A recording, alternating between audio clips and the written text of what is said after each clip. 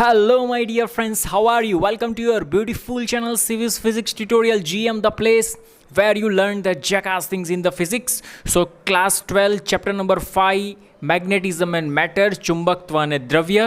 એમાં લાસ્ટ લેક્ચરમાં બેટા આપણે લોકોએ જોયેલું સસેપ્ટિબિલિટી, પરમિએબિલિટી વચ્ચેનો relation, mu R is equal to 1 plus zeta m. તો બેટા આજે આપણે ડિસ્કશન કરવા જઈ રહ્યા છીએ કે બાહ્ય ચુંબકીય ક્ષેત્રમાં જ્યારે પદાર્થને મૂકવામાં આવે છે તો એને ત્રણ કેટેગરીમાં આપણે બાયફર્ગેટ કરીએ છીએ. એમાં પહેલી છે ડાયામેગ્નેટિક, પેરામેગ્નેટિક અને ferromagnetic material. Is it clear or not? તો બેટા આજે આપણે ડિસ્કશન કરવા જઈ રહ્યા છીએ બેટા એની પહેલી પ્રોપર્ટી ડાયામેગ્નેટિક મટીરિયલ, કે ડાયામેગ્નેટિક મટીરિયલ કેવી રીતના બને છે અને એની અંદર કેટલા એના ગુણધર્મો છે એના વિશે આપણે ડિસ્કશન કરવા જઈ રહ્યા છીએ. ચાલો તો હું અને તમે સાથે મળીને સ્ટાર્ટ કરીએ with a big smile. Okay, ચાલ let's see here. Chapter number 5, ચુંબકત્વ અને દ્રવ્ય. દ્રવ્યના ચુંબકીય ગુણધર્મ.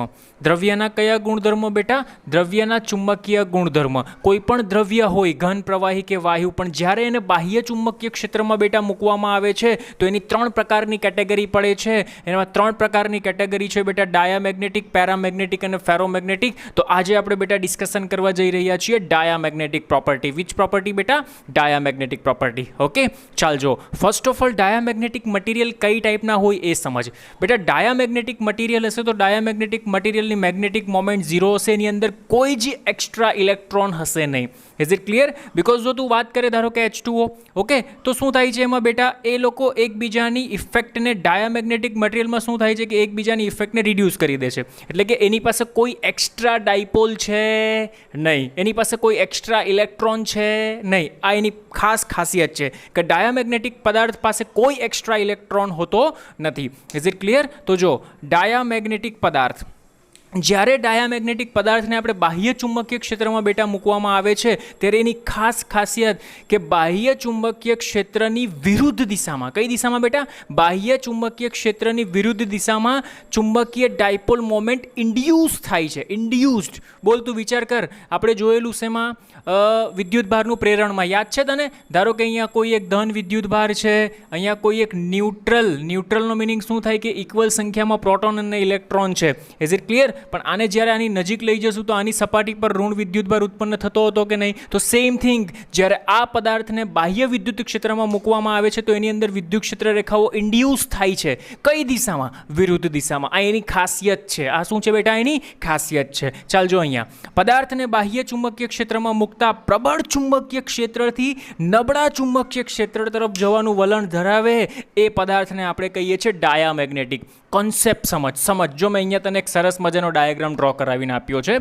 બોલા નોર્થ પોલ, આ સાઉથ પોલ, આ નોર્થ પોલ, આ સાઉથ પોલ, બરાબર. અહીંયા દ્રવ્ય આવી રીતના આ જે દેખાય છે એ દ્રવ્ય છે. તને આ જે દેખાય છે બેટા આ દ્રવ્ય છે, બરાબર. હવે જેમ જેમ હું આ નોર્થ પોલ અને સાઉથ પોલને એકબીજાથી દૂર લઈ જઈશ એટલે જો તને દેખાતું હશે જે દ્રવ્ય હશે તે પ્રબળથી નિર્બળ તરફ જતું હશે. બોલ અહીંયા ચુંબકીય ક્ષેત્ર પ્રબળ હોય કે ના હોય? જેમ મેં નોર્થ પોલ અને સાઉથ પોલને દૂર લઈ જવાની ટ્રાય કરીશ બેટા, તને દેખાતું હશે જો આ દ્રવ્ય છે એ પ્રબળ ચુંબકીય ક્ષેત્રથી વચ્ચેની બાજુ ચુંબકીય ક્ષેત્ર નિર્બળ હશે તો નિર્બળ ચુંબકીય ક્ષેત્ર તરફ જાય છે. તો આ પદાર્થને શું કહેવામાં આવે છે બેટા? ડાયામેગ્નેટિક પદાર્થ કહેવામાં આવે છે. You understand what I am saying that?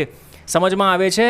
તો જો પદાર્થને બાહ્ય ચુંબકીય ક્ષેત્રમાં મૂકતા પ્રબળ ચુંબકીય ક્ષેત્રથી નિર્બળ ચુંબકીય ક્ષેત્ર તરફ જાય છે. બોલ અહીંયા પોલ પાસે ચુંબકીય ક્ષેત્ર કેવું હોય બેટા? પ્રબળ હોય. પોલ પાસે ચુંબકીય ક્ષેત્ર કેવું હોય બેટા? પ્રબળ હોય. વચ્ચે ચુંબકીય ક્ષેત્ર કેવું હશે બેટા? નિર્બળ હશે. તો આ જે તમારું દ્રવ્ય છે ક્યાંથી ક્યાં જાય છે? પ્રબળથી નિર્બળ તરફ જાય છે. ક્યાંથી ક્યાં જાય છે બેટા? પ્રબળથી નિર્બળ તરફ જાય છે. તો એની પહેલી પ્રોપર્ટી છે, ધ્યાનમાં રાખજો, જેને આપણે કહીએ છીએ ડાયામેગ્નેટિક પદાર્થ. કયા પદાર્થ બેટા? ડાયામેગ્નેટિક પદાર્થ. Is it clear? 100% sure? Okay, with a big smile. હા સર. ઓકે, એક્ઝામ્પલમાં કોણ છે બેટા? જો સોનું, ચાંદી, તાંબુ, સિલિકોન, પાણી, નાઇટ્રોજન, NaCl ને બિસ્મથ. આ એના એક્ઝામ્પલ છે, બરાબર. સોનું, ચાંદી, તાંબુ, સિલિકોન, પાણી, નાઇટ્રોજન, NaCl અને બિસ્મથ. એક માર્ક્સમાં પૂછાય, આવડવું જોઈએ, બરાબર. Next point very most IMP મેં તને કહી દીધો એ જ છે. ડાયામેગ્નેટિક પદાર્થોમાં પરમાણુની મેગ્નેટિક મોમેન્ટ શૂન્ય હોય છે. ડાયામેગ્નેટિક પદાર્થોમાં પરમાણુની મેગ્નેટિક મોમેન્ટ કેવી હોય છે બેટા? શૂન્ય હોય છે. Very very most IMP. એની પાસે કોઈ મેગ્નેટિક એક્સ્ટ્રા ઇલેક્ટ્રોન જ નથી, તો એક્સ્ટ્રા મેગ્નેટિક મોમેન્ટ ક્યાંથી બનાવવાનો બેટા? ઓકે, આ મેગ્નેટિક મોમેન્ટ એની ઝીરો થઈ જશે, બિકોઝ એક ઉપર જો ડાયામેગ્નેટિક પદાર્થોમાં કેવું થાય ખબર બેટા? ધારો કે એક ઇલેક્ટ્રોન ક્લોકવાઇઝ ડિરેક્શનમાં ફરતો હોય ને, તો એક એન્ટી ક્લોકવાઇઝમાં ફરતો હોય, તો બંને એકબીજાની એક એન્ટી ક્લોકવાઇઝમાં ફરતો હશે, બંને એકબીજાની અસર શું કરી દે બેટા? નાબૂદ કરી દેશે. કરે is it clear or not? સમજાય છે? ઓકે સર, ચાલ નેક્સ્ટ વન જો કે બાહ્ય ચુંબકીય ક્ષેત્રની હાજરીમાં આવા પદાર્થોમાં ક્ષેત્રની વિરુદ્ધ દિશામાં પરિણામી ડાયપોલ મોમેન્ટ પ્રેરિત થાય છે. મેં તને ઓલરેડી કીધું હમણાં કે જ્યારે આવા પદાર્થોને બાહ્ય ચુંબકીય ક્ષેત્રમાં મૂકવામાં આવે, આ બાહ્ય ચુંબકીય ક્ષેત્ર છે, તો ચુંબકીય ક્ષેત્રની વિરુદ્ધ દિશામાં આ જે ઇન્ડ્યુસ થઈ બેટા, એની ઇફેક્ટ એટલી બધી ન હોય, બહુ નોમિનિયલ ઇફેક્ટ હોય, પણ કઈ દિશામાં? એનો વિરુદ્ધ દિશામાં ઇન્ડ્યુસ થાય છે. જો કે બાહ્ય ચુંબકીય ક્ષેત્રની હાજરીમાં આ બાહ્ય ચુંબક બી નોટ, આ શું દર્શાવે બેટા? બાહ્ય ચુંબકીય ક્ષેત્ર. બાહ્ય ચુંબકીય ક્ષેત્રની હાજરીમાં જ્યારે આવા પદાર્થોને મૂકવામાં આવે, તો આ પદાર્થોમાં બાહ્ય ચુંબકીય ક્ષેત્રની વિરુદ્ધ દિશામાં પરિણામી ડાયપોલ મોમેન્ટ પ્રેરિત થાય છે. You can see, understand very well. આ પરિણામી ડાયપોલ મોમેન્ટ પ્રેરિત ડાયપોલ મોમેન્ટ છે. આ is it clear or not? સમજમાં આવે છે? અને સમજ, આ જે પ્રેરિત ડાયપોલ થઈ એ બાહ્યનો શું કરે બેટા? વિરોધ કરે. વિરોધ ઇન ધ સેન્સ કે જેટલી બાહ્ય ચુંબકીય ક્ષેત્ર રેખાઓ હશે એને પોતાનાથી દૂર ધકેલવાનો પ્રયત્ન કરશે. ક્યાં ધકેલવાનો પ્રયત્ન કરશે બેટા?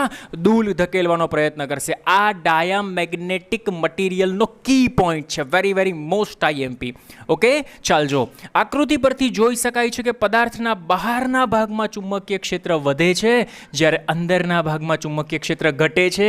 એનું કારણ શું બેટા? આજે અંદરની બાજુ ચુંબકીય ક્ષેત્ર રેખાઓ પ્રોડ્યુસ થઈ એ બહારની ચુંબકીય ક્ષેત્ર રેખાઓને દૂર ધકેલે છે. યુ અન્ડરસ્ટેન્ડ બેટા? સમજમાં આવે છે?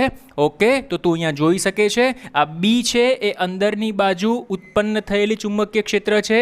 આ જે બ્લેક કલરની તમને દેખાય છે આ એક્સટર્નલ એટલે કે બાહ્ય ચુંબકીય ક્ષેત્ર રેખા છે. તો સીધી વાત છે, આનું મૂલ્ય બેટા વધારે હશે ઇન્ડ્યુસ કરતાં. Is it clear? આનું મૂલ્ય આ તો સ્ટ્રોંગ હશે આના કરતાં, એટલે અહીંયા ધ્યાનમાં રાખજો કે B is less than B not.